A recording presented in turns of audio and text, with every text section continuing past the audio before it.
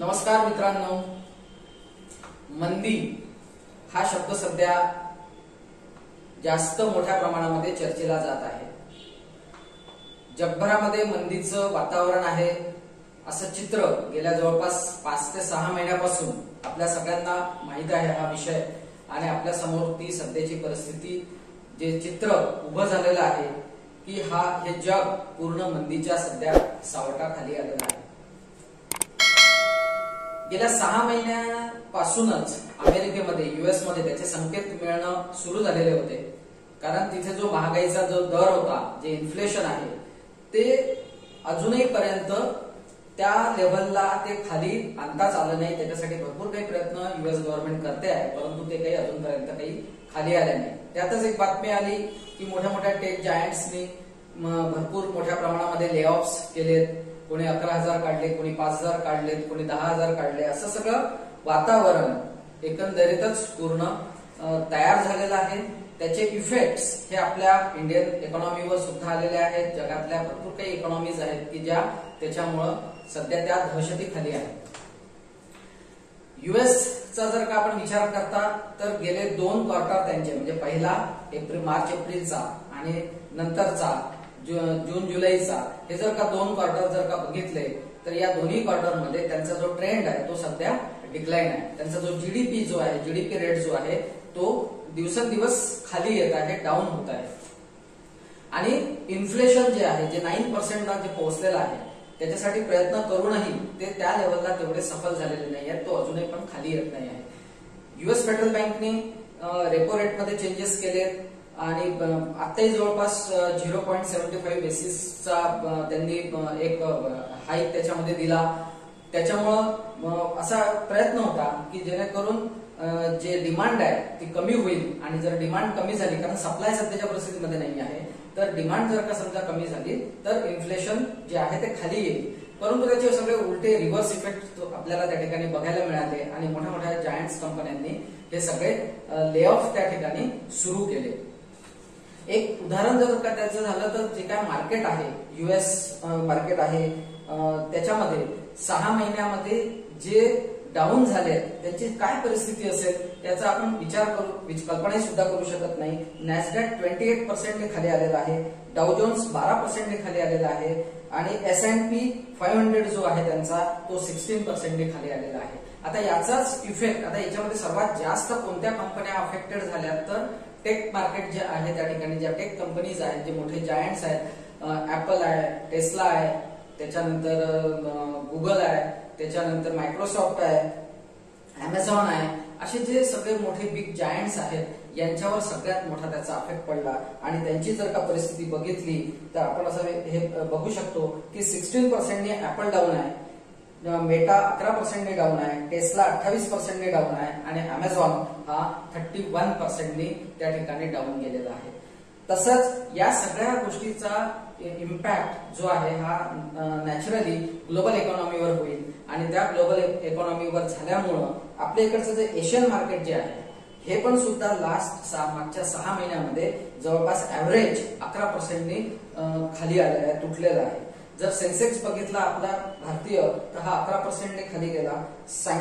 Shanghai composite जो आहे तो 12% ने खाली आला। निक्की जो आहे तो 11% ने खाली आलेला आहे। याच्यावरून तुम्हाला एक अंदाज येईल की मंदी ही जवळजवळ, ज्याला रिसेशन म्हणतो आपण, याचं सावट सध्याच्या परिस्थितीमध्ये पूर्ण जगभरात आलेलंच आहे।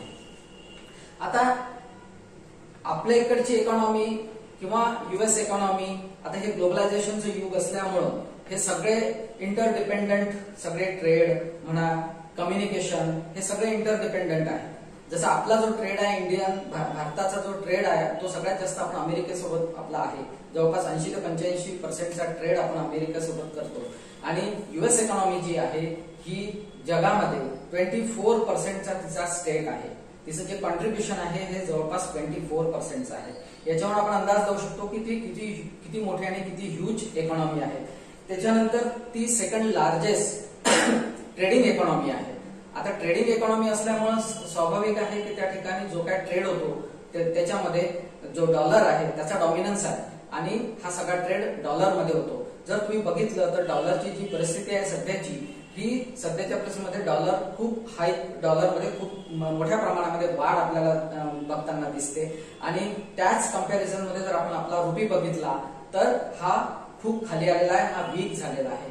तर अशा परिस्थितीमध्ये याच्यावर ज्या कंपन्या डिपेंडंट आहेत त्याच्यामध्ये आपलं सर्व्हिस सेक्टर हे सगळ्यात मोठं कॉन्ट्रीब्युट करणारं, जीडीपी मध्ये कॉन्ट्रीब्युट करणारं सर्व्हिस सेक्टर आहे. आणि ते सर्व्हिस सेक्टर सगळं डिपेंडंट आहे आपल्या अमेरिकन मार्केटवर, US मार्केटवर. त्याच्यामुळे त्याचा इफेक्ट आपल्या इकडे सर्वात जास्त बघायला मिळेल. परंतु सध्याच्या परिस्थितीमध्ये अजून तेवढे थ्रेट्स आपल्या इकॉनॉमीला तरी सध्याच्या परिस्थितीमध्ये बसलेल्या नाही आहेत. याच्यामुळे हे जे मार्केट क्रॅश झाले याच्यामुळे जवळपास $7 ट्रिलियन लॉस मार्केटमध्ये झालेला आहे. आणि तो लॉस आता रिकव्हर करणे हे कंपन्यांच्या समोर सगळ्यात मोठं आव्हान त्या ठिकाणी आलेलं आहे. तर हा जो सगळा या सिनॅरिओ जो आहे, हा जो झाला, हा डिमांड आणि सप्लाय याच्यामध्ये आपल्याला मॅनेजर्स सध्याच्या परिस्थितीमध्ये करता येऊन नाही राहिलेला आहे. डिमांड प्रचंड वाढलेली आहे आणि सप्लाय त्या परिस्थितीत होत नाही आहे. आता सप्लाय न होण्याचे भरपूर काही कारण त्या ठिकाणी आहेत. कारण जर तुम्ही रशिया युक्रेन वार त्या ठिकाणी सुरू झालेला आहे सध्याच्या परिस्थितीमध्ये, आजही ते चालूच आहे. त्याच्यानंतर जर तुम्ही बघितलं तर झिरो कोविड पॉलिसी चायनाने सध्या अप्लाय केलेली असल्यामुळे बऱ्याचशा ठिकाणी त्या ठिकाणी लॉकडाऊन लागलेले आहे असल्यामुळं प्रोडक्शन कॅपॅसिटी त्यांची लो झालेली आहे. त्याच्यामुळे सप्लाय त्या प्रमाणात होऊ शकत नाही. त्याच्यानंतर इकडे क्रूड ऑइल जे आहे तेही आपलं एक त्याच्यामध्ये पण सुद्धा तुम्हाला वाढत सध्याच्या परिस्थितीमध्ये दिसत आहे. अशा या सगळ्या निगेटिव्ह ऍटमॉस्फिअर मध्ये ही जी इकॉनॉमी आहे, पूर्ण ग्लोबल इकॉनॉमी, ही पूर्णच्या पूर्ण त्यामध्ये अटकलेली आहे. आता या सगळ्या गोष्टींना हे करायसाठी, टॅकल करायच्यासाठी जसं US फेडरल बँक आहे, UK इंग्लंडची बँक आहे, त्याच्यानंतर भारतातली रिझर्व्ह बँक आहे RBI, हे सगळेजण प्रमाणे प्रयत्न करून राहिलेले आहे. रेपो रेट वाढवून, जेणेकरून कर्जा जर का समजा महाग झाली त्या ठिकाणी तर डिमांड कमी होईल आणि सर्क्युलेशन मधला जो मनी सप्लाय आहे तो कमी करून त्याच्या माध्यमातून डिमांड कमी करणे हा त्याच्या मागचा उद्देश आहे. आजच्या सध्याच्या परिस्थितीमध्ये 0.75 बेसिसनी सध्या अमेरिकेमध्ये रेपो रेट हाईक इन्क्रीज केला आणि आता सध्या त्या ठिकाणी इंटरेस्ट रेट जो आहे हा 4.25च्या जवळपास पोहोचलेला आहे. एक मॉडरेट इन्फ्लेशन ज्याला म्हणतो आपण, ते 4 ते 5%च्या याच्यामध्ये असायला पाहिजे. आता सध्याची परिस्थिती अशी आहे की अमेरिकेमध्ये 9%चं जवळपास इन्फ्लेशन आहे आणि भारतामध्ये या ठिकाणी सध्याच्या परिस्थितीमध्ये 6.77%चं आपल्याकडे इन्फ्लेशन आहे. तर ज्यावेळेस ही डिमांड कमी करायचा प्रयत्न झाला, रेपो रेट वाढवून इंटरेस्ट रेट वाढवण्याचा प्रयत्न झाला, त्याचा एक रिव्हर्स इफेक्ट आपल्या इकडे झाला की अनएम्प्लॉयमेंट त्या ठिकाणी त्या प्रपोर्शन मध्ये वाढायला लागलं. बऱ्याचशा कंपन्यांनी ले ऑफ सुरू केले, त्याच्यामुळं अनएम्प्लॉयमेंटची मध्ये पण ग्रोथ व्हायला लागली. आता हा अनएम्प्लॉयमेंट, इन्फ्लेशन आणि इंडस्ट्रीमध्ये आलेलं स्टॅग्नेशन, इंडस्ट्रीमध्ये स्टॅग्नेशन याच्याकरता आलं कारण तिकडे इंटरेस्ट रेट वाढल्यामुळं कॅश फ्लो जो आहे इंडस्ट्री मधला तो कमी झाला आणि कॅश फ्लो कमी झाल्यामुळे प्रोडक्शन कॅपॅसिटीवर त्याचा इफेक्ट आला आणि स्वाभाविकच त्याच्यामुळं जी अनएम्प्लॉयमेंट जी आहे, जे ले ऑफ आहेत, कंपन्यांना जे परवडू न शकणाऱ्या ज्या गोष्टी होत्या त्या त्यांनी कर्टेल करणं सगळ्या सुरू केल्या. या अशा सिच्युएशन मध्ये इंडस्ट्री ग्रोथ रेट म्हणा किंवा जीडीपीचा ग्रोथ रेट म्हणा, ह्या सगळ्याच्या सगळे डिक्लाइन व्हायला लागले, निगेटिव्ह व्हायला लागले. पण या सगळ्या याच्यामध्ये याचा जो ग्लोबल इम्पॅक्ट जो आपल्या या सगळ्या पूर्ण इकॉनॉमीवर येतो आहे, जर आपण विचार केला तर युनायटेड स्टेट्स जो ग्लोबल जीडीपी जो आहे त्याच्यामधलं युनायटेड स्टेट्सचं जे कॉन्ट्रीब्युशन आहे जवळपास 24%चं आहे. चायना 15%, जपान 6%, जर्मनी 4.56% आणि याची टोटल जर का करतो म्हटलं ती जवळपास 50%च्या जवळपास होते. आता 50%ची इकॉनॉमी एका साईडला आणि रेस्ट बाकीच्या सगळे देश जगभरातले एका साईडला, अशी सध्या परिस्थिती आहे. तर स्वाभाविक आहे ज्यावेळेस या 4 कंट्रीज मधले रेट डाऊन होतात, आपलं मार्केट क्रॅश होतात, त्याचा स्वाभाविक इम्पॅक्ट हा ग्लोबल इकॉनॉमीवर येणार आहे. आता 2008 मधली रेसेशन आणि आताचं 2022चं रेसेशन, 2022ची जी आता सुरुवात आहे, असं म्हणतात आहे की 2023 हे अतिशय खराब वर्ष राहील रेसेशन आणि मंदीच्या या सगळ्या सावटाखाली, असे सध्याचे संकेत आहेत. तर 2008चं जे रिसेशन होतं हा एक हाऊसिंग बबल त्या ठिकाणी क्रिएट झालेला होता. रेट ऑफ इंटरेस्ट US बँकांमध्ये सगळ्यात डाऊन गेलेले होते आणि अशा याच्यामध्ये लोकांची बाईंग कॅपॅसिटी लँड इन्व्हेस्टमेंट, लँडमध्ये, घरं खरीदण्यामध्ये आणि त्याच्यानंतर तुमचे फ्लॅट्स खरीदण्यामध्ये सर्वात जास्त लोकांनी इन्व्हेस्टमेंट केली.